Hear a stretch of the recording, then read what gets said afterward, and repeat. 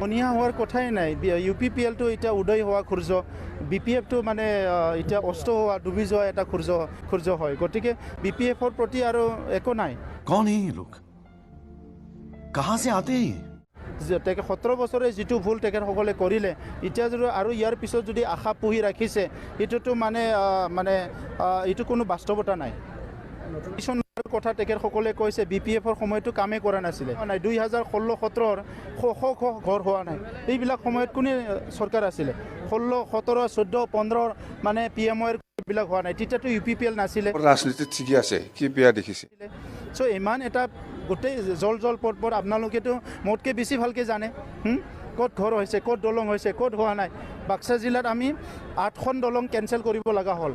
আধা কৰি পেলাই ঠিকাদাৰে পইচা খাই দিলে দলং কমপ্লিট নকৰিলে এইবাৰ 23 কোটি টকা চেংচন দি পেলাই আমি 8খন দলং নিৰ্মাণ কৰিবলৈ গৈ আছো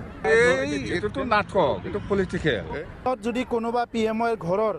এতিয়া যদি কোনোবা কেলেংকাৰী কৰিছে কোনোবা টকা পইচা লৈছে তেখেতসকলৰ ওপৰত একশ্যন লোৱা হ'ব কোনো ৰেহাই দিয়া নহ'ব এইবিলাক আমাৰ লোভ নাই এইবিলাক লোভ নাই আমাৰ आरो बिथांमोना प्रमाण होथों जे जि सिलेक्शन जादों बे आसामनि थाखायसो जादों जोंनि BTC-नि थाखाय जायाखै होननानै बिथांमोना प्रमाण होथों जों जेसेबां मिथिगौ बियो सेन्ट्रेलाइज सिलेक्शन अल आसामनि इनक्लुडिं काउन्सिल्स दा बेखौ काउन्सिलनि नेताफ्रा गावहानो साख्रि होनो हानायनि क्षमता दं बेखौ मानो हगारना लानांगौ मास्टार साख्रिखौबो जुदि होनो हालाब्ला बे BTR गभर्नमेन्टआ बे BTR-आ अब्ला बे BTR-खौ मानो मावगौ जोंनोलाय जोंनि स्कुलाव 4 ग्रेडनि साख्रिखौबो जुदि एपइन्टमेन्ट होनो हालाब्ला बे BTR-खौ जोंनो मानो नांगौ बीजेपी सरकार आने का बाद हम क्या मिला बहुत मिला हम साख्रि सासे होबाय होननानै नोंथाङा खोन्था बियो बर'नि इतिहासखौ बिटिया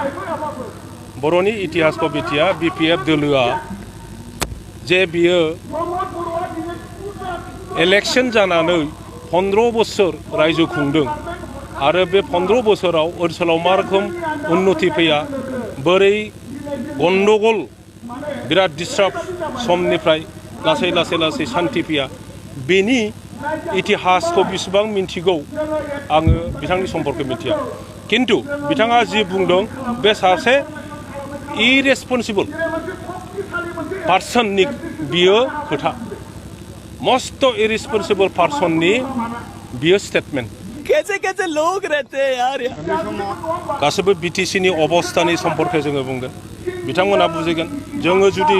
पावाराव फैयो आगोलाव जेरैबायदि शून्यनिफ्राय दानि अबस्थासिम जों लाबोनो हादों जोंनि जायगायाव स्कुल गंसे थिं गोनां गैयामोन बेखौ मानो बावजोबखो जोंनि जायगायाव 1 किल'मिटार फिस लामा गैयामोन बेखौ मानो बावजोबखो जोंनि जायगायाव फिसा 2 फुटनि कालभार गैयामोन बेखौ मानो बावजोबखो जोंनि जायगायाव दालां गंसे गैयामोन बेखौ मानो बावजोबखो जोंनि जायगायाव डिस्ट्रिक्ट अफिस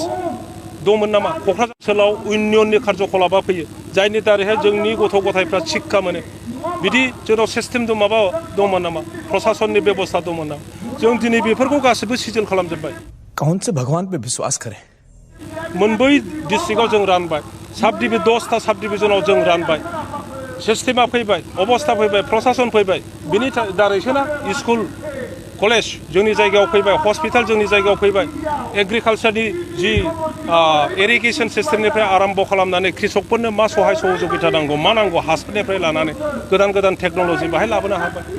जों बेबायदिनिफ्रायसो लाबोदों और मैं दावे से कह सकता हूं कि पिछले 15 सालों में एक भी आदमी भूखमरी से नहीं मरा गतिके बेनिफ्राय आरोबाव गोजौआव थांनो बेनिफ्राय साबसिन जोंनि हेल्थ कन्डिशनखौ फोसाबनो जोंनि एडुकेशन अबस्थाखौ आरोबाव फोसाबनो जोंनि सामाजिक अबस्थाखौ फोसाबनो अर्थनैतिक अबस्थाखौ फोसाबनो